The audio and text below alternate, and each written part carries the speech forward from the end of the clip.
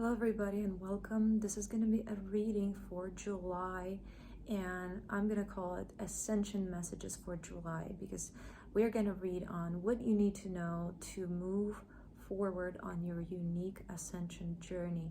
We're going to have, let's do 3 stacks, okay? So you can pause the video right now and kind of meditate on which stack resonates the most, 1, 2, or 3. Or watch all of them if you feel so guided. So let us begin. Stack number 1. What do you need to know for July? What ascension messages want to come through for you?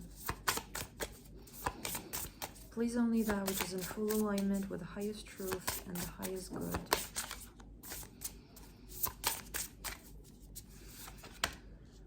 Safety. I see a ship.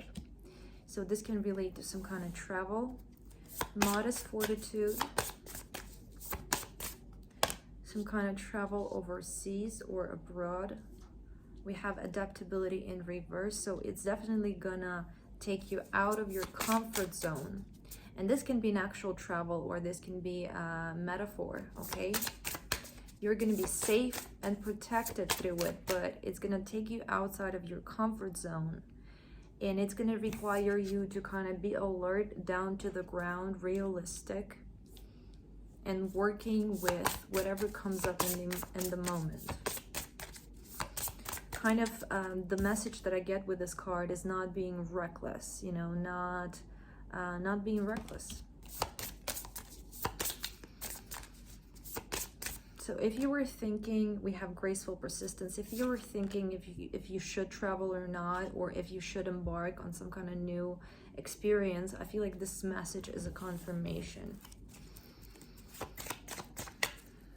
It feels like this is it. It feels like this is the message, almost like a confirmation and a reminder to not be reckless and to be ready for this experience to take you out of your comfort zone, ultimately for the sake of growth.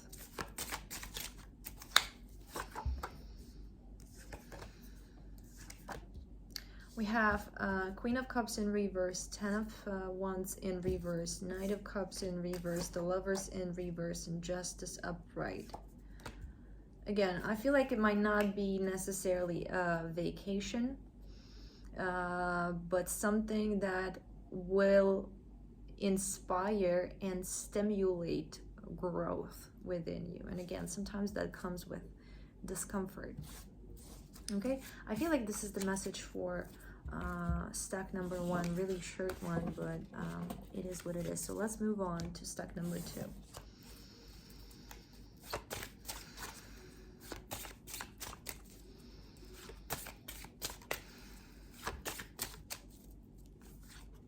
We have the Lovers, 2 of Swords, so some kind of choices here. This choice can be made out of fear, or it can be made out of love.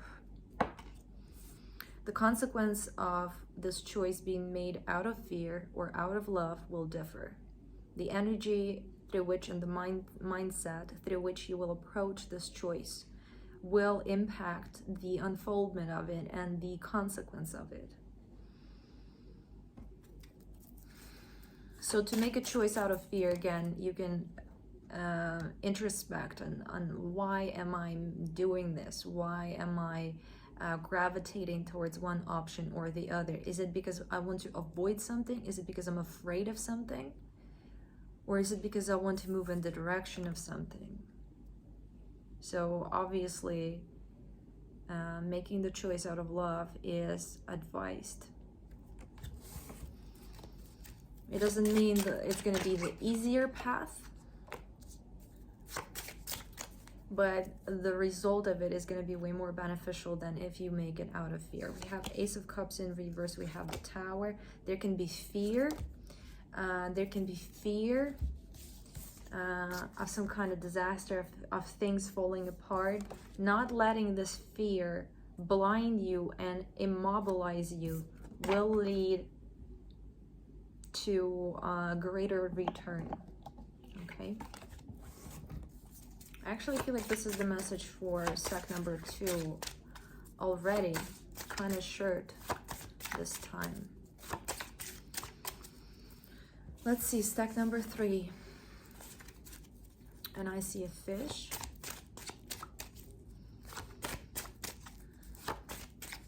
And a turtle. And a cat.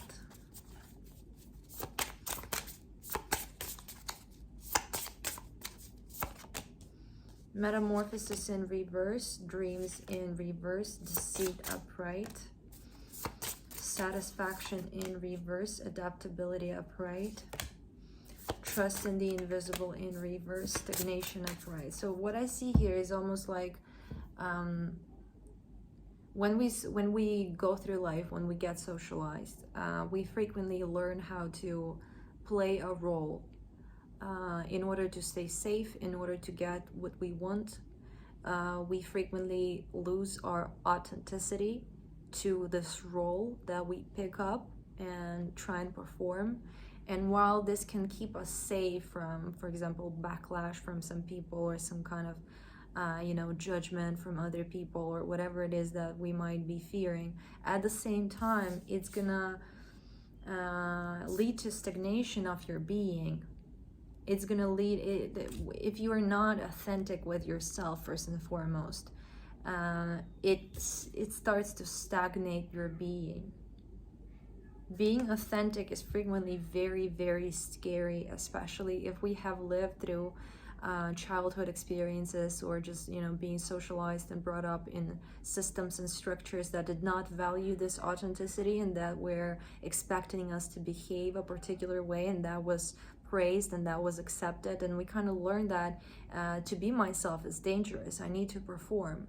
And again, if that is your case, being authentic can feel very threatening, but you need to know that it's only by being honest with yourself and ultimately learning how to show yourself, show your true self, that you can progress and evolve. In any other case, you kind of stay stuck, you kind of stay stagnant in this looping theme, pretending, okay? Is there anything else? And with the initial animals that were coming up, it's almost like sometimes if we are used to playing this role, if we hold at a deep level a belief that it is dangerous to be authentic, we will kind of merge and shift into different creatures and beings depending on who we are talking to and what we sense their expectation is. And again, this can also be a message about somebody else in your life. Maybe somebody else in your life is doing this.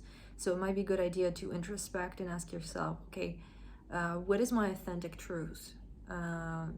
Do I have access to it? How can I connect with it? How can I become more honest with yourself? And ultimately, how can I become more authentic in my expression when it comes to other people? If you have any trauma associated to it, you'll have to look at your trauma and have to look at, okay, why am I afraid to be authentic? What kind of consequence I'm afraid will follow if I'm authentic? And is that actually true? And what kind of consequence will follow if I'm not authentic? And ultimately make a choice for yourself, okay, what you want to choose. And sometimes, again, certain people are not open to your authenticity. Certain people will judge and potentially be a threat. So it's not to say that you got to be authentic 100% of time with everybody. Sometimes, it might be appropriate to hide yourself. But at the same time, if you are only surrounded by people like this, and if your whole life, if your whole expression is like that, that is a big problem, because there are people out there who will be able to perceive your authenticity and actually celebrate it. And that is going to lead to, internal growth and progress and healing and all kinds of beautiful things. If you don't have people like that around you, maybe you got to change your surroundings. Maybe you got to, think about that. So I feel like this is the message for group number 3. Kind of short this time, But I really hope this was helpful for somebody. Thank you so much for watching, and I'll talk to you soon again.